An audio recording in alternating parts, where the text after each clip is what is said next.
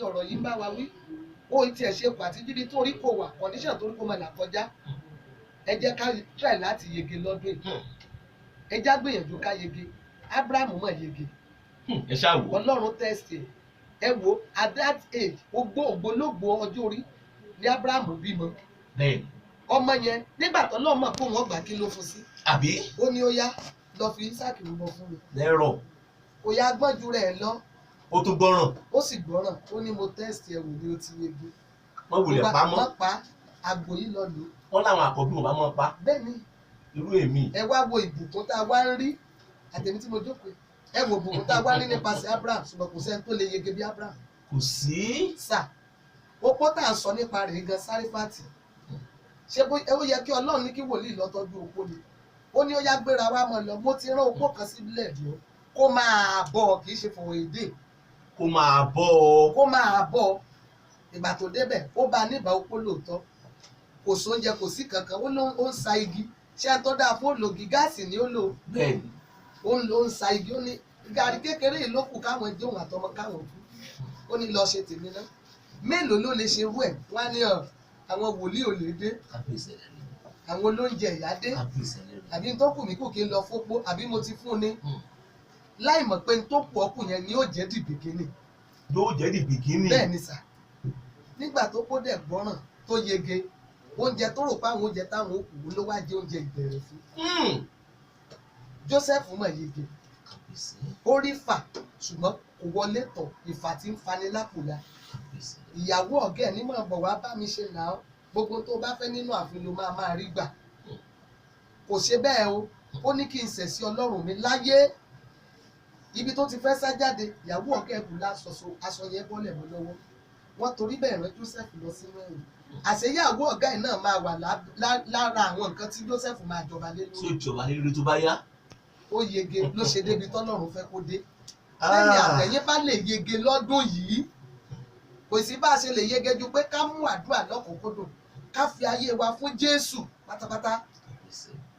dẹ̀jẹ́ ni tó ní àkàsí mọ̀mọ́ fojú rí náà gbogbo nǹkan ẹlòmíì kò sóníbàárà tó lè déwájú ẹ̀ alábàámu sára ni. kò sí. wọn ò jẹ nínú ọlá ìrí láyé. bóyá kò tó. ó dẹ̀ ń sunkún kò sí ipò téèyàn lè wà. mo rí arákùnrin kan nínú chọ́ọ̀chì mi à ń pè ní bàbá kejì. ó ní mo fẹ́ lè sọ pé ó pọ̀ jù ṣùgbọ́n kò sí àjọ̀dún tí mo ṣe lọ́dọọdún ó ní mo kọ́ máa rọ́wọ́ ẹ̀. ó lè ra bẹ́ẹ̀ ó lè ra mínírà ìgò méjì pọ́nmí ẹgbà. kábíyèsí lẹ́nu. Ọlọ́run dẹ̀ wá ń ṣàánú bàbá yẹn kọjá bí mo ṣe lérò. ó máa ń rí àánú gbà káàkiri. kò sí ipò tá a lè wà tá a lè ṣàánú. àbá ní 500 naira lọ́wọ́ báyìí. kò yẹ ká dà jẹ kò ní 500 lówó dẹ̀ dáná. kò sẹ́ni tí ó sọ fún ọ pé ó yẹ kó kẹ́nìkan sá kó sọ pé ọpẹ́ lọpẹ́ rẹ nínú 500 díẹ̀. kábíyèsí lẹ́nu ọpẹ́ lọpẹ́ nínú 500. tó bá fẹ́ kí iléeṣẹ́ yege lọ́dún tó fẹ́ yege lórí àdáwọ́léṣe rẹ tó fẹ́ yege ní gbogbo ọ̀nà rẹ fàyè ẹ̀ fún Jésù bẹ́ẹ̀ jẹ́ ẹni tó ń ṣàánú. tó ń ṣàánú. bẹ́ẹ̀ni kọ́kọ́rọ́ ni. bẹ́ẹ̀ni gbọ́ràn. gbọ́ràn. kò lákàsí. lákàsí. bẹ́ẹ̀ni sá. èmi gan ti ń gbé sí. ẹ rí i pé nǹkan máa dùn wọ́n ní wá rí mi lọ́la Prince kò wá ní 8 ẹni mi láàyè ní 8 jàre ó di 12 ẹlòmíì lè ti débẹ̀ kó gbà mí. Ọlọ́run yóò ràn wá lọ́wọ́. àmín. ọdún ìsà Ọlọ́run ní ohun tó dáa fún wa lọ́dún yìí ọdún ògo ọdún àánú ọdún ìdá ìkólọ padà ó ní fún gbogbo àwọn èèyàn tó bá súnmọ́ Ọlọ́run. tó bá súnmọ́ Ọlọ́run. bẹ́ẹ̀ ni ẹ kọ́lẹ̀ kọ́sẹ̀ ọlẹ́wẹ́ lórúkọ mi jẹ́ tó o bá lè súnmọ́ Ọlọ́run dáadáa wàá yege lọ́dún tó o gbọ́ràn. bẹ́ẹ̀ ni tó kíyè sára tó dẹ̀ súnmọ́ Ọlọ́run. bẹ́ẹ̀ ni kàbíyèsí.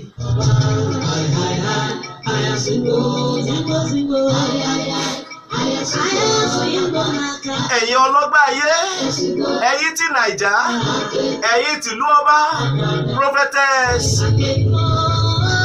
Abọ́sẹ̀dé Ọláyíwọlá màmá Ògúntán àwọn làlejò mi lórí ètò mo sì ní ìṣẹ́jú mẹ́jọ pẹ̀lú màmá ó gbàdúrà fún odidi ìṣẹ́jú 5 ìwọ tó wá gbọ́ mi lé kàn mọ́ sí àmì.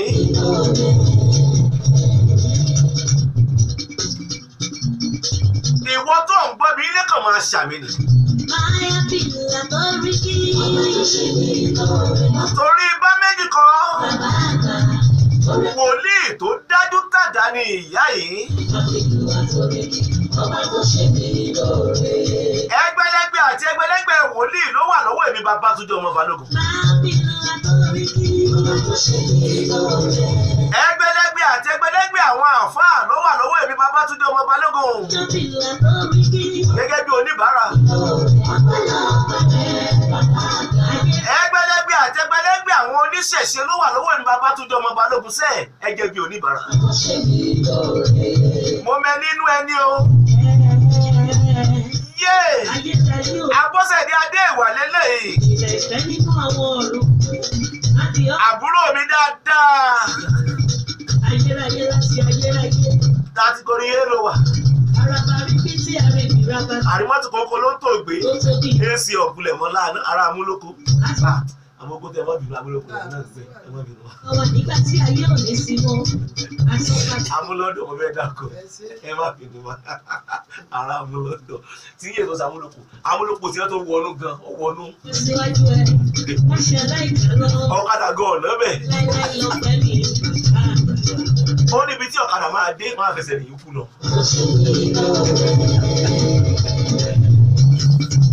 Tí màmá ẹ̀ bá ti ń ṣàdúrà máa ṣàmì.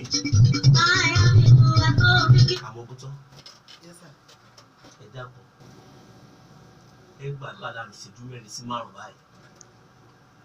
Ọlọ́ọ̀tún gbẹnu yín ṣiṣẹ́, ìṣègbẹnu yín ṣiṣẹ́. Ẹ̀yin tẹ́ ń gbọ́ mi nílé. Ní bàbá tó iṣẹ́ o. Ẹ kàn máa ṣí ẹ̀ dẹ̀ máa ṣàmì. Iṣẹ́ o. Ayérayé má ṣe mí mọ́. Àwọn ogun tán. Tí n bá gbé àwọn wòlíì wá sórí ètò báyìí. Rètò pọ̀pọ̀ àbọ̀dà ayé. Tàbí àwọn Òṣèré.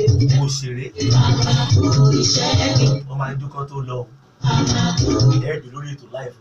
Ayérayé má ṣe mí. Àjọ̀dún náà ni àjọ̀dún Jésù. Ayérayé má ṣe mí lóore tó pọ̀. A sì mú yẹmọ bí oṣù bíi 3 sẹ́yìn. Bàbá tó iṣẹ́. Kò sí tó tẹ̀lé jó.